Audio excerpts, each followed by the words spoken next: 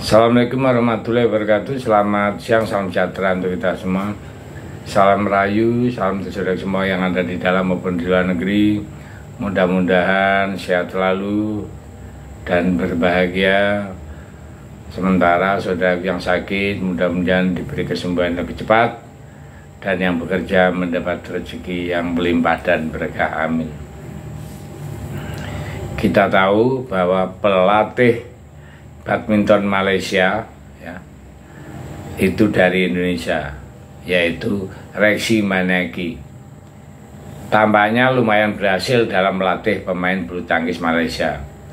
Sebabnya netizen Malaysia kelihatan khawatir jika Reksi diminta pulang ke Indonesia untuk melatih tim bulu tangkis Indonesia. Padahal semua itu hanya sebatas perbincangan atau omong kosong di media sosial. Mengamati sikap dan beleka kaum Melayu ya, kaum Melayu palsu atau Melayu British di Malaysia memang sungguh lucu dan menggelikan ya. Orang Indonesia itu sudah terbiasa menghadapi kesombongan mereka. Mereka juga tak segan memamerkan segala kemajuan negaranya sambil menghina keadaan di Indonesia. Itulah perilaku mereka selama ini, tapi semua itu sebenarnya demi menutupi kelemahan mereka sendiri. Kelemahan kaum Melayu palsu di negeri kasino, lihat saja dalam urusan Malaysia. Untuk mengejar medali emas yang tak kunjung berhasil ya, cabang bulu tangkis amat diandalkan dan terbukti bisa menyumbang 2 perunggu. Tapi apa peran kaum Melayu negeri kasino dalam olahraga ini? Jelaslah hanya sebagai pemandu sorak atau penggembira. Karena atlet yang berjaya adalah kaum Cina dan pelatihnya pun dari Indonesia. Jadi kaum Melayu kasino hanya jadi penonton sepanjang Olimpiade.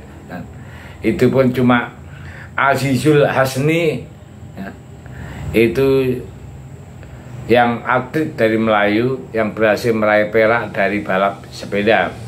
Dan kali ini gagal, tak dapat medali sama sekali. Jadi sebagian besar medali para Malaysia disumbangkan oleh atlet Cina. Atlet Melayu Malaysia hanyalah kelas perunggu, walaupun mereka mengklaim sebagai mahawangsa, nyatanya hanyalah mahagangsa.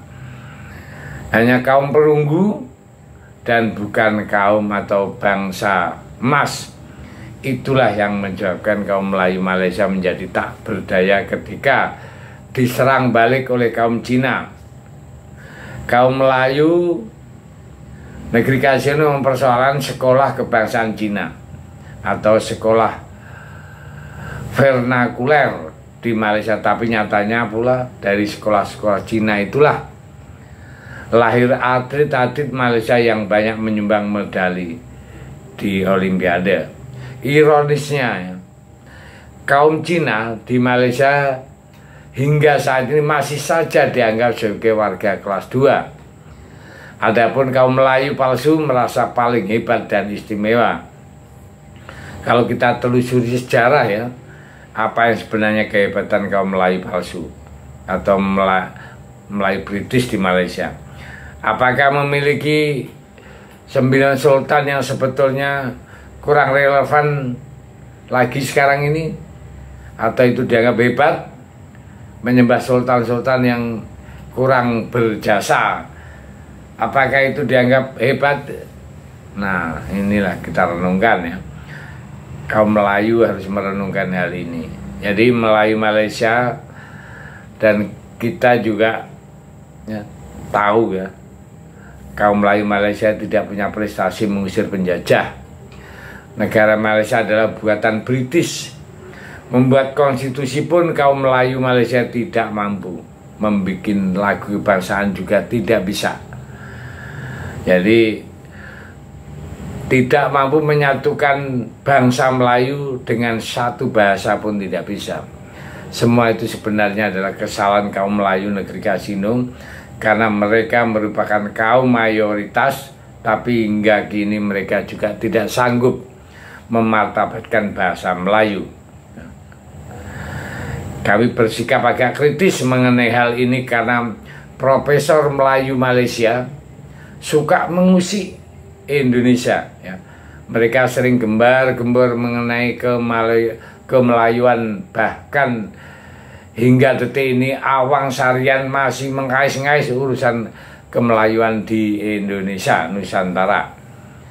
Jadi pola pikir Profesor Melayu Negeri Kasino yang mengagung-agungkan kemelayuannya palsu seperti itu membuat mereka jadi lupa daratan. Mereka mengabaikan identitas suku-suku di Nusantara. Semuanya dianggap Melayu dan akhirnya kaum Melayu palsu itu di Malaysia ya, suka mengklaim budaya-budaya suku-suku di Nusantara Indonesia. Jadi Profesor Melayu Negeri Kasino seharusnya malu karena jejak digital pencurian budaya itu mudah ditemukan oleh anak sekolah dasar di Indonesia. Mudah menemukan jejak digital itu misalnya ya, sekarang kita kan baru ngetren lewat aplikasi pintar atau ChatGPT ya.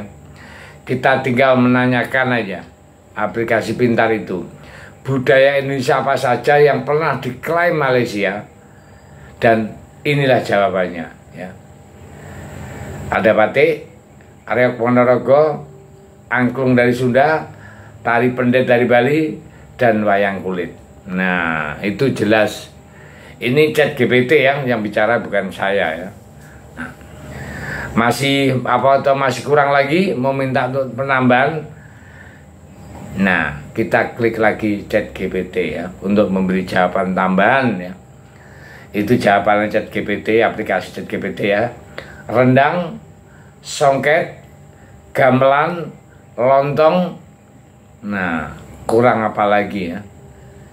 Jadi itu udah terang benderang bahwa yang kita sebut itu sering diklaim oleh Melayu palsu yang kita tahu yang digawangi oleh Awang Sarian ya. Ya, itu udah gamblang. Ya, saya pikir itu mudah-mudahan ini tidak membuat orang-orang Melayu dipanas telinga di Malaysia sana. Terima kasih. Merdeka.